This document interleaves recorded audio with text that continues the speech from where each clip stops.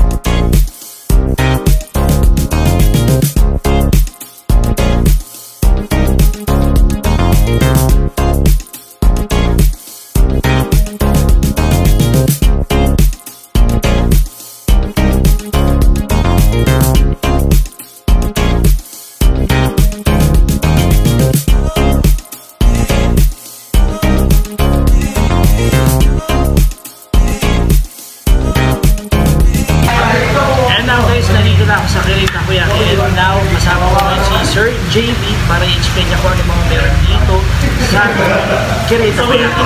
Sir? Yes, tara una is mag-follow kayo sa page namin, Kere Takoyaki for me. Unlimited takoyaki for as low as 99 pesos. Located in front of SSA School near Lagro Ascension. Nag-open kami tuwing 12 PM up to 9 PM po. Araw-araw po. So tara na po, punta na po kayo dito.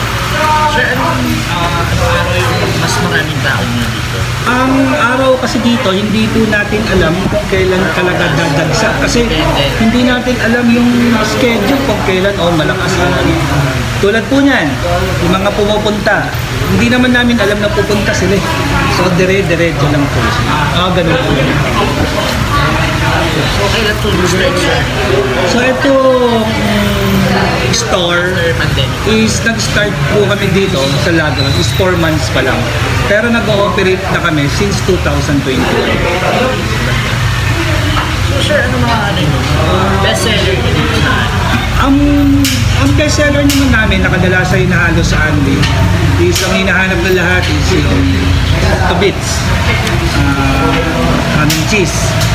Then, iba-iba eh. So, may mga scallops, may mga baby octo, may mga crab. Depende naman po sa customer kung ano po talaga yung gusto nila. Ano pa po ba nito? May limang branch? May iba pa kami branch located sa Pampalay, Area E, sa may San Jose del Monte, Bulacan. And then the other one is sa may citrus naman. Alam ko sa Bulacan din na.